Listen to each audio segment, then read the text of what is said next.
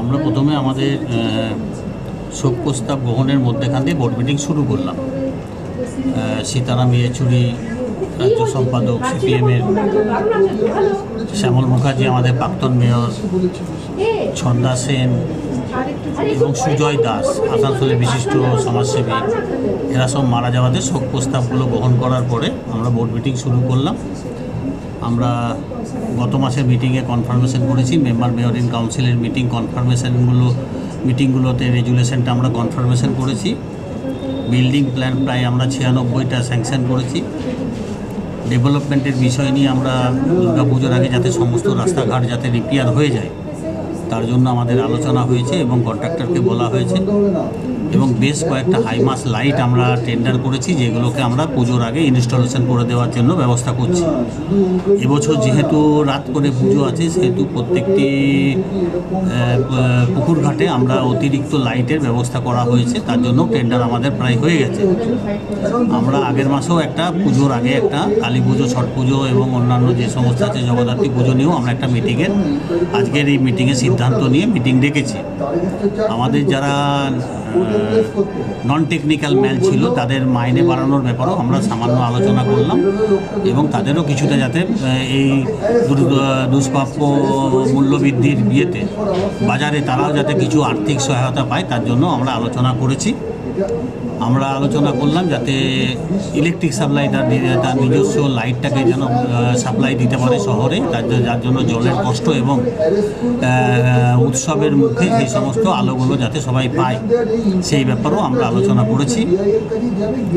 আমাদের আরও কয়েকটা বিষয় যেগুলো আলোচনার গুরুত্বপূর্ণ বিষয়, যে আমরা পিডব্লিউডিকেও চিঠি করছি যাতে জিটি রোড এবং তার যে বাইপাসগুলো যেগুলো আছে, যেগুলো সাবওয়ে রাস্তা যেগুলো রয়েছে, যেগুলো পিডব্লিউডির আন্ডারে এবং হাইওয়ের আন্ডারে, সেইগুলোকে যাতে তারা রিপেয়ার করে দেয়। হাইওয়ে ডিপার্টমেন্টেও আমরা চিঠি করব যাতে সেইগুলো চিঠি চাপাটি করে যাতে মানুষ সুন্দরভাবে উৎসবগুলো উপভোগ করতে পারে, এবং পৌর নিগম সর্বদা সচেষ্ট থাকবে যে যাতে কোনো মানুষের কোনো রকম অসুবিধা না হয়। সকলকে ধন্যবাদ জানিয়ে আজকে বোর্ড সভা শুরু করছি। আমরা কন্ডোলেন্স আগে শুরু করে নিই। স্মরণের মধ্যেখানে এই সমস্ত আপনারা জানেন যে সিপিএমের রাজ্য সম্পাদক এবং এমপি সীতারাম ইয়েচুরি মারা গিয়েছেন আমাদের প্রাক্তন মহানাগরিক শ্যামল মুখোপাধ্যায়, বিশিষ্ট দূরদর্শন এবং আকাশবাণীর প্রাক্তন সংবাদ পাঠিকা ছন্দা সেন মারা গেছেন। আরেকজন আমাদের চিত্রশিল্পী মারা গেছেন, এবং আমাদের আসানসোলের সুজয় দাস একজন বিশিষ্ট সমাজসেবক ছিলেন এবং শিল্পপতিও ছিলেন, চেষ্টা করছিলেন নিজেকে এবং সমাজের অনেক মানুষকেই উনি উপকার করেছেন। উনিও মারা গেছেন। তাদের স্মৃতির উদ্দেশ্যে আমরা 1 মিনিট নীরবতা পালন করি। শুরু।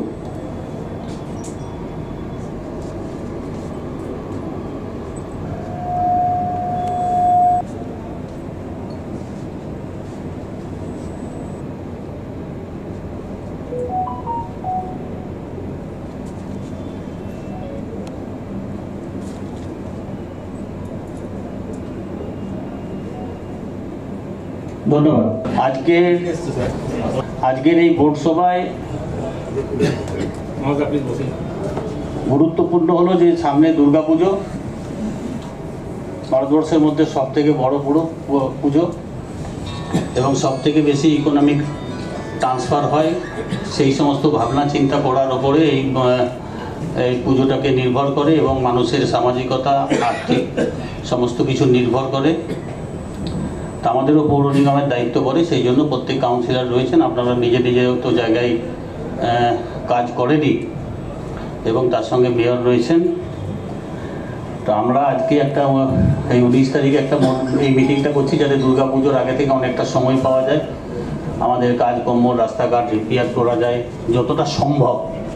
এই দুর্যোগপূর্ণ পরিস্থিতির মধ্যেখান দিয়ে একদিকে জল নেই, একদিকে ইলেকট্রিক উড়ে যাচ্ছে, ডিভিসি যখন খুশি জল ছাড়ছে, পঞ্চায়েত যখন খুশি জল ছাড়ছে, পাম্প খারাপ হয়ে যাচ্ছে, ইলেকট্রিক পোল পড়ে যাচ্ছে, গাছ পড়ে যাচ্ছে, তারই মধ্যে পৌর নিগম কোনো মতে মানুষের সেবা করার চেষ্টা করে যাচ্ছে। তো সেই জন্য আমরা ঠিক আবার দুর্গা পুজোর আগে আরেকটা বোর্ড মিটিং করব সমস্ত কাউন্সিলরকে একসঙ্গে নিয়ে।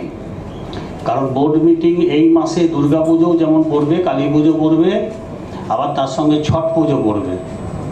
তো দুর্গা পুজোর পরে পরে আমাদের কি কি প্রক্রিয়ার মধ্যেখান দিয়ে সেই পরবগুলো আমরা অতিক্রান্ত করব, প্রত্যেক কাউন্সিলরকে মেয়র, ডেপুটি মেয়র, এমআইসিরা জানিয়ে দেবে। এবং সময় পাওয়া যাবে এবং তার মধ্যেখানে দুর্গা পুজোয় যদি কিছু খুব নেসেসারি প্রয়োজন থাকে, যেখান থেকে মহরম আপনার কি নাম মহাবীর রাখা যাবে, যেখান থেকে বিসর্জনের ঘাট হবে, যদি কিছু থাকে তখন আমরা ত্বরান্বিতভাবে সেই কাজগুলোকে সম্পন্ন করব। তো আমরা এই মাসে আমরা অক্টোবর মাসে প্রথমেই মিটিংটা আমরা ডেকে নেব এবং দুর্গা পুজো শেষ হবে, ছুটি শেষ হবে, তার মধ্যে আমাদের যে সমস্ত স্যানিটারি, ইলেকট্রিক ডিপার্টমেন্ট যারা যারা যে যে কাজ করে সেই কাজগুলো তারাও প্রস্তুতি নিতে সময় পাবে। আমাদের হটগাড়ির মধ্যে থাকতে গেলে এবং ত্বরান্বিত করতে গেলে আমাদের অনেক ক্ষতিও হয় এবং আমাদের মানসিক অনেক চাপ হয়, কাউন্সিলরদেরও অনেক মানসিক চাপ হয়। তো কাউন্সিলররাও সময় পাবে, কর্পোরেশনও সময় পাবে, আমাদের স্টাফরাও সময় পাবে, আমরাও রিল্যাক্সেশন জায়গাতে একটা থাকতে পারবো যে না আমরা মানুষকে এই রিলিফটা দেবো, মানুষও জেনে যাবে যে এর অতিরিক্ত দাবি দাবা করবে না। তো আমরা আজকে যদি 2-3 তারিখ করে আমরা যদি করে দিই মিটিংটা ভালো হবে। প্রথমেই একদম বীরেনবাবুকে বলবো আপনি ডেটটা করে আপনি দেখে নেবেন, 2-3 তারিখে হয়ে গেলে খুব ভালো হয়। 4 তারিখ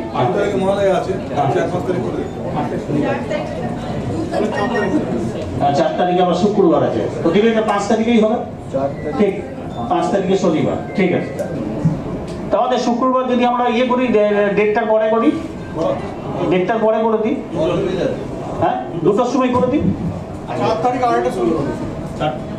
4 তারিখ 2:30টার সময়, ঠিক আছে। आज देगा तो